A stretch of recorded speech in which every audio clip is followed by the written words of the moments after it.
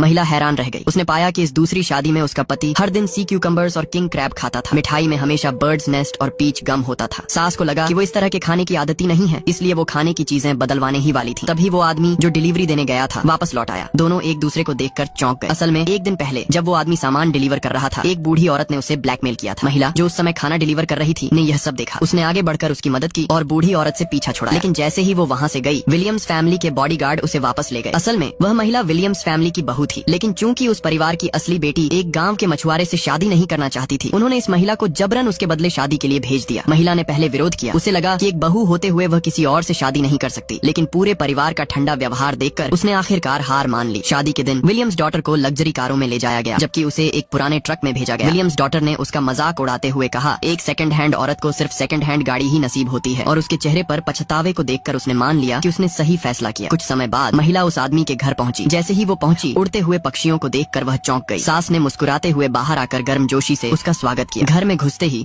सास ने उसे चांदी की चॉपस्टिक्स दी, जिसे देखकर वह और भी चौंक गई। फिर उसकी नजर टेबल पर पड़ी। वहाँ 5 स्टार होटल जैसी क्वालिटी में तैयार ऑयस्टर्स रखे थे, लेकिन सास ने बड़े आराम से कहा, ये तो बस घर का खाना है, उम्मीद है बुरा नहीं लगेगा। महिला ने टेबल पर रखे बर्ड्स नेस्ट, पीच गम और किंग क्रैब को देखा। वो एक शब्द भी नहीं बोल पाई। ये सब उस खाने से कहीं ज्यादा शाही था जो उसे विलियम फैमिली में मिला था। तभी वो आदमी डिलीवरी से वापस आया। दोनों फिर एक दूसरे को देखकर चौंक गए। उस आदमी को तो पहले ही दिन से उसके लिए कुछ महसूस हुआ था, और अब वो उसकी पत्नी बन चुकी थी। वो उसके पास आया और उसे एक लाल कपड़े में लिपटा हुआ गिफ्ट दिया, जिसमें मछली की चमकदार स्केल्स दिख रही थी। महिला ने सोचा, चाहे ये मछली की आंत ही क्यों न हो, मैं मुस्कुराकर स्वीकार कर लूंगी। लेकिन जब उसने कपड़ा खोला तो उसमें सोने के ढेर सारे ब्रेसलेट्स थे। उस आदमी को लगा शायद उसे पसंद नहीं आए, तो उसने जल्दी से डायमंड से भरा एक और डिब्बा निकाल लिया। सास ने कहा, हमारी फाइनेंशियल हालत थोड़ी कमजोर है, उम्मीद है तुम्हें बुरा नहीं लगेगा। महिला ने सोचा, अगर ये हालात खराब हैं तो दुनिया में अमीर कोई नहीं है। उसने आदमी से पूछा, क्या तुम्हारा फिश फार्म बहुत बड़ा है? वो खुशी से बोला कि वो उसे दिखाना चाहता है। सास मुस्कुराई और बोली, जाओ कपड़े बदल लो। वो दोनों घर से निकले और जल्द ही उस जगह पहुंच गए। आदमी ने उसे सब कुछ बड़े विस्तार से दिखाया। ये हिस्सा एक्वा कल्चर के लिए था। पहाड़ के पीछे गाय और भेड़ थी और दूसरी तरफ फिश पॉन्ड्स। महिला हैरान रह गई और पूछा, क्या ये सब कुछ तुम्हारे परिवार का है? आदमी ने गर्व से कहा, असल में इस एरिया में खेती के लायक 80% जमीन हमारी फैमिली ने लीज पर ले रखी है। फिर उसने उसे एक बैंक कार्ड दिया